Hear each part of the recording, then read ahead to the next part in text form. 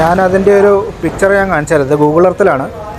ഇവിടെയാണ് ആ പുഴയുടെ ഉത്ഭവം. ഇത് കണ്ടോ, ഇതാണ് ഉത്ഭവം. ഇവിടുന്ന് പൊട്ടി വന്നിട്ട് ഈ പുഴ ഒലിച്ചു വന്ന് ഈ കല്ലും മണ്ണും പാറയൊക്കെ കൂടെ വന്ന് ഇതാണ് മുണ്ടക്കൈ.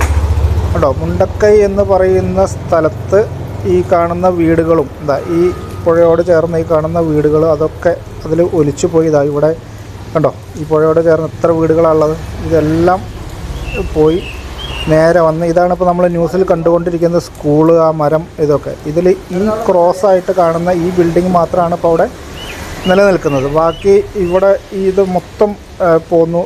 ഈ കാണുന്നതാണ് അവിടെ ഒലിച്ചു പോയ പാലം. ആ പാലം, ഈ കാണുന്ന അമ്പലം, ഇതെല്ലാം പോയി. ഇത് പോയി അവിടുന്ന് നേരെ വന്ന് ഇതുണ്ടോ പുഴ വരുന്ന വരവ് കണ്ടോ, ഇതിലേ വന്ന് ഇവിടെയാണ് സൂചിപ്പാറ വാട്ടർഫോൾസ്. ഇത് കണ്ടോ, ഈ സൂചിപ്പാറ വാട്ടർഫോൾസ് അങ്ങോട്ട് ചാടിയിട്ട് നേരെ അങ്ങോട്ട് കണ്ടോ, താഴേക്ക് ആ ചാല് പോകുന്നത് കണ്ടോ.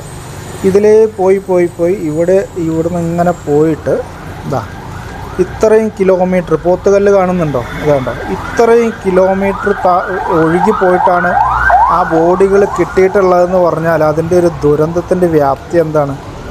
അത്ര ദൂരം ആണ് ബോഡി ഒഴുകി പോയിട്ടുള്ളത്. നമുക്ക് ചിന്തിക്കാൻ പോലും പറ്റാത്തത്ര ദുരന്തമാണത്. ഇനിയും എത്ര ആൾ കിട്ടാനുണ്ട് എന്നുള്ളതാണ്.